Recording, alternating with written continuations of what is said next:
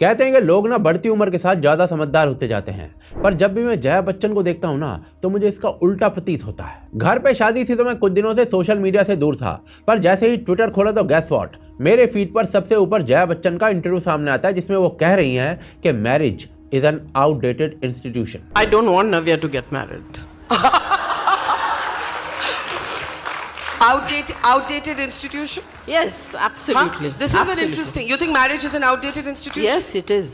देखिए वो अपनी पोती के लिए क्या चाहती हैं, क्या नहीं चाहती, शादी करना चाहती है, नहीं करना चाहती, मुझे पर्सनली घंटा फर्क नहीं पड़ता उस बात से। लेकिन भले ही आपको जया बच्चन के बाद कितनी ही इलॉजिकल लगे, उतनी ही सीरियस भी है, क्योंकि जब एक आम आदमी इस बात को बोलता है ना तो उसका इम्पैक्ट लिमिटेड होता है। लेकिन जब दशकों से पब्लिक लाइफ में मौजूद एक एमपी और एक सीनियर सेलिब्रिटी ऐसी बात बोलती है तो वो एक्चुअली में कंसर्निंग होता है, क्योंकि आप मानो या ना मानो इसका सोशल इम्पैक्ट होता है। ये इम्पैक्ट भले ही आपको एक लार्ज स्केल पर ना दिखाई दे, पर एक सोसाइटी के अंदर बेस जरूर तैयार करता है, जिसमें धीरे धीरे लोग एलीट और प्रोग्रेसिवनेस के नाम पर सच में ही शादी को आउटडेटेड मानने लगते हैं। और इसी मिसगाइडेंस की वजह से ना इस पर बात करनी बहुत जरूरी है। देखिए हमारे इंडियन कल्चर में ना मैरिज हमेशा से एक इंपॉर्टेंट एस्पेक्ट रही है, क्योंकि शादी सिर्फ दो लोगों का साथ नहीं है, ये परिवार की शुरुआत है, जिम्मेदारी है और समाज को चलाने का आधार है। अगर आप थोड़ा भी हिंदू कल्चर की नॉलेज रखते हो ना तो आपको ये जरूर पता होगा कि हमारे वेदों के अकॉर्डिंग मनुष्य के जीवन को 4 हिस्सों में बांटा गया है: ब्रह्मचर्य आश्रम, गृहस्थ आश्रम,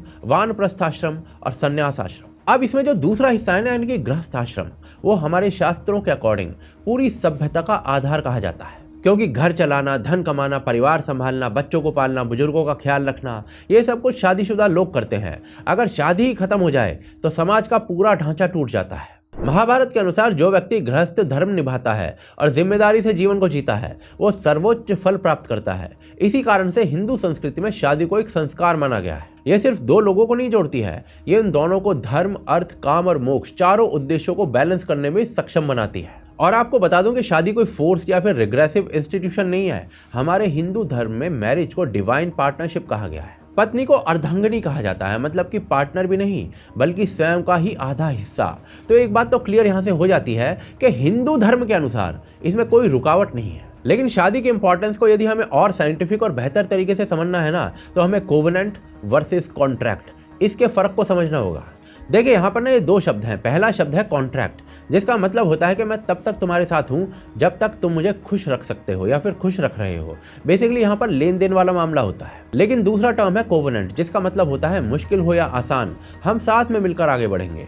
कोवेनेंट में सैक्रिफाइस, पेशेंस और लॉन्ग टर्म कमिटमेंट सब आ जाते हैं। अब ना दिक्कत यह है कि जया बच्चन ये चाहती हैं कि शादी का जो रिश्ता है ना वो कॉन्ट्रैक्ट की तरह हो जाए, कोवेनेंट की तरह नहीं। यानी कि जब तक फिजिकल कंफर्ट, मूड सब ठीक है ना तब तक सब कुछ ठीक है, नहीं तो मैरिज ही आउटडेटेड है। लेकिन वो भूल जाती हैं कि मैरिज एक कोवेनेंट फॉर्म है। इसी कारण 2 लोग सालों तक जुड़े रहते हैं, जिसके कारण एक स्टेबल लाइफ जी पाते हैं। यही कोवेनेंट जो है ना मुश्किल वक्त में लोगों को संभालता है, यहाँ जनरेशंस को जोड़ता है और समाज को टिका कर रखता है। हालांकि एक सच ये भी है कि आजकल लोग ना इस शादी को मिसयूज भी करने लगे हैं कि कुछ भी करो, पार्टनर तो साथ रहेगा ही, तो कुछ भी करते रहो। और इसी वजह से एक्स्ट्रा मैरिटल अफेयर्स जैसी चीजें जो है ना वो बढ़ रही हैं। लेकिन इसका मतलब ये नहीं है कि शादी एज एन इंस्टीट्यूशन ही बेकार है या फिर आउटडेटेड है। इसका केवल इतना मतलब है कि लोग अपनी खुद की जिम्मेदारी को निभाने में अक्षम हो रहे हैं, कमजोर हो रहे हैं, और इसीलिए मैरिज आउटडेटेड होने का अभी तक कोई भी लॉजिकल रीजन सामने नजर नहीं आता है। उल्टा ग्लोबल ट्रेंड्स बताते हैं कि जिन सोसाइटीज ने मैरिज के इंपॉर्टेंस को कम कर दिया ना वही इंस्टेबिलिटी की तरफ बढ़ी हैं।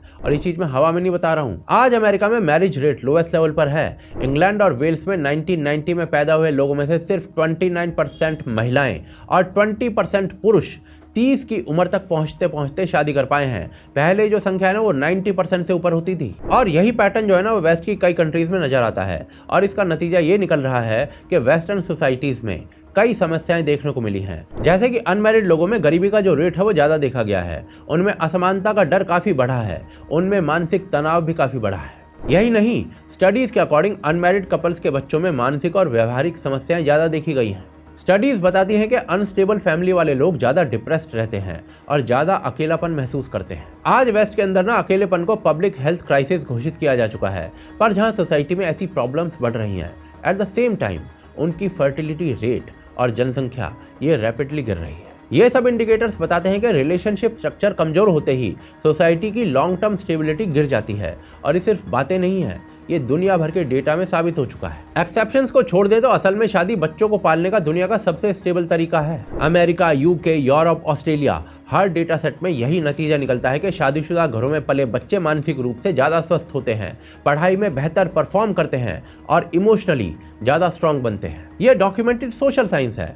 अमेरिका के हेल्थ डिपार्टमेंट की स्टडीज बताती हैं कि मैरिड हाउसहोल्ड्स के बच्चे हर कैटेगरी में बाकी सभी फैमिली स्ट्रक्चर से आगे रहते हैं। अगर कोई इंस्टीट्यूशन बाकी सभी मॉडर्न ऑल्टरनेटिव से ज़्यादा अच्छा परफॉर्म कर रहा है तो आउटडेटेड कैसे हो सकता है? आर्थिक स्तर पर भी शादी सबसे अधिक मजबूत स्टेबलाइजर है, क्योंकि शादीशुदा लोग ज़्यादा कमाते हैं, ज़्यादा बचत करते हैं, ज़्यादा वेल्थ बनाते हैं और संकट के समय ज़्यादा मजबूत रहते हैं। इंस्टीट्यूट फॉर फैमिली रिसर्च के अनुसार शादीशुदा हाउसहोल्ड्स की संपत्ति अनमैरिड लोगों से 3-4 गुना ज़्यादा होती है, क्योंकि लॉन्ग टर्म पार्टनरशिप में प्लानिंग आसान हो जाती है, रिस्पॉन्सिबिलिटीज़ बट जाती हैं और दोनों आगे मिलकर आगे बढ़ते हैं। तो भाई साहब, जो चीज़ आर्थिक रूप से ताकत देती है ना, वो आउटडेटेड नहीं होती है। इसके अलावा मानसिक स्वास्थ्य के अंदर भी शादी एक बहुत बड़ा फर्क डालती है। एक बड़े मेटा एनालिसिस में पाया गया कि शादीशुदा लोग कम डिप्रेशन, कम एंजाइटी, ज़्यादा खुशी, लंबी उम्र और मजबूत सोशल सपोर्ट का अनुभव करते हैं। यानी कि आज दुनिया जिस लोनलीनेस क्राइसिस से जूझ रही है ना, उसका सीधा संबंध अनस्टेबल रिलेशनशिप से है। और ऐसे में जो इंस्टीट्यूशन मानसिक स्वास्थ्य को बचा रहा है लोगों के, वो आउटडेटेड कैसे हो सकता है? और सबसे इंपॉर्टेंट बात यह है कि साइंस विज्ञान की नज़र से भी ना, इंसान जो है वो पेयर बॉन्डिंग के लिए ही बना है। लंबा बचपन, दोनों पेरेंट्स का सहयोग, स्टेबल पार्टनरशिप, ऑक्सीटॉक्सिन और वैसोप्रेसिन जैसे बॉन्डिंग हार्मोन्स, ये सब नेचुरल मैरिज लाइक स्ट्रक्चर को सपोर्ट करते हैं। यानी कि जो चीज़ बायोलॉजी के हिसाब से भी सही है, वो आउटडेटेड कैसे हो सकती है? अब या तो जया बच्चन विज्ञान से ज़्यादा जानती हैं, या फिर हम लोग ही मूर्ख हैं जो उनकी बातों को नहीं समझ पा रहे हैं। वो इस संसार से परे की बातें कर रही हैं कुछ। वेस्टर्न सोसाइटी में पिछले कई सालों में singlehood culture, hookup culture, situationships, casual parenting और पोलीगैमी, इस टाइप के कई एक्सपेरिमेंट्स किए गए हैं। लेकिन इंटरेस्टिंगली इसमें से एक भी वेस्ट के अंदर एक स्टेबल समाज का निर्माण नहीं कर पाया है। इसके उलट शादी जो है ना, वो पिछले 5000 साल से सभ्यताओं की नींव रही है। तो ऐसे में ना सवाल ये उठता है कि जब शादी इतनी ज़रूरी, उपयोगी, टेस्टेड और सक्सेसफुल है,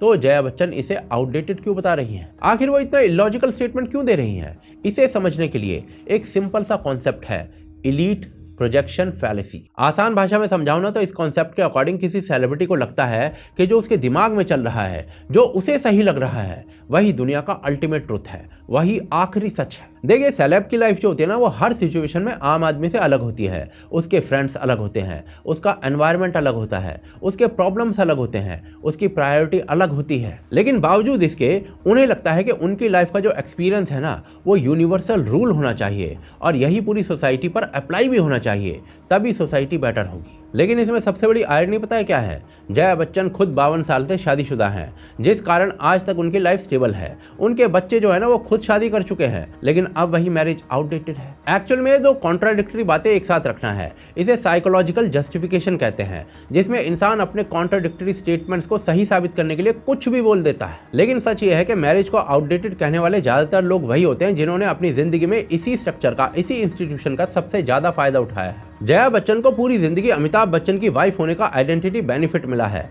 रिस्पेक्ट मिली है, भले ही वो उसे खोती जा रही है, पावर मिली है, सोशल स्टैंडिंग मिली है, मीडिया अटेंशन मिला है। और ऐसे में सवाल ये उठाया जाना चाहिए कि क्या Jaya Bachchan member of parliament बन पाते राज्यसभा से अगर वो अमिताभ बच्चन की धर्मपत्नी ना होती तो? ये लोग स्टेबिलिटी के सारे फ्रूट खाने के बाद लोगों को ये बताने लगते हैं कि मैरिज बेकार है, आउटडेटेड है। और इसीलिए मैरिज आउटडेटेड नहीं है, आउटडेटेड जया बच्चन जैसों की सोच है, जो अपनी प्रिविलेज को ही दुनिया का आखिरी सच समझने लगते हैं।